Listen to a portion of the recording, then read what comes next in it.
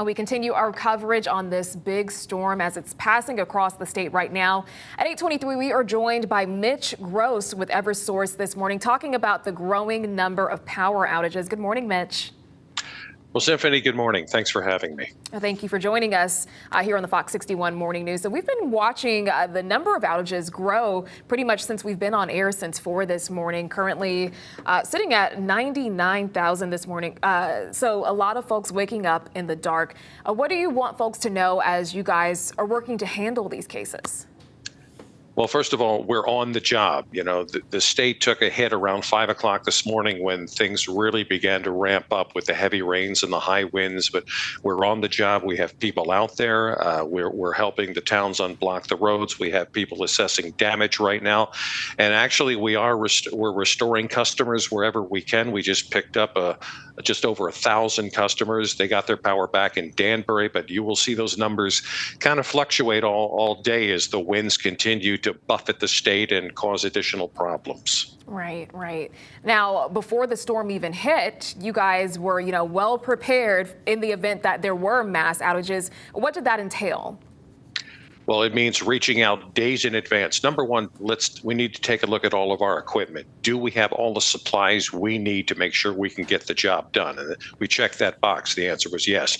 Then it meant reaching out for additional line and tree crews around the country, which we did. And they responded from all over the country and from Canada. They're here, and we'll all be on the job as long as it takes to get everyone back. When you work for the utility industry, this is what you sign up for. And sometimes your holidays need to be adjusted, and sometimes the weather is pretty much unbearable, the conditions that the crews work in out there, but you get the job done, and they are the best in the business, and they're out there and they'll stay out there. Yeah. Now, this is not something, the crews that are out there, this is not necessarily a quick fix in all communities. We've been watching several crashes because of closures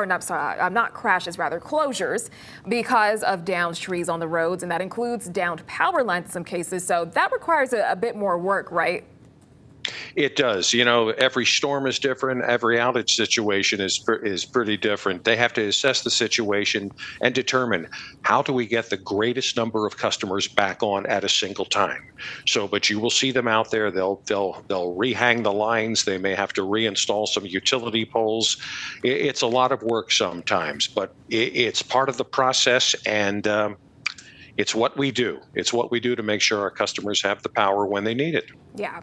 Now, again, going back to those downed trees and lines, what do you want to tell your customers this morning if they do come across some downed lines in their communities? Well, thanks for bringing that up. Always assume a down line is live. It is energized. Don't ever go near it. Stay as far away as possible from it. Don't try to physically move it or drive over it. We recommend to our customers simply call 911, let the emergency responders get in touch with our people, and let our people take care of that down line. And if you venture out in your yard, you want to start cleaning up after the storm passes, be extra sure. Take a look around your yard. Make sure there's no down lines, no wires mixed in with that storm damage before you go to work. But, there's still a lot of bad weather to come for the rest of the day. There's more wind expected. The temperature is supposed to drop tonight, which will cause additional challenges. There's still a lot to do and a lot to deal with. Yeah. So again, if you see a downed line, don't get out there and try to move it yourself, and give these folks some grace. Be patient as they work to restore power. Again, we are just, in the beginning stages of this system. So thank you so much for joining us this morning, Mitch. And thank you for having me. Appreciate it.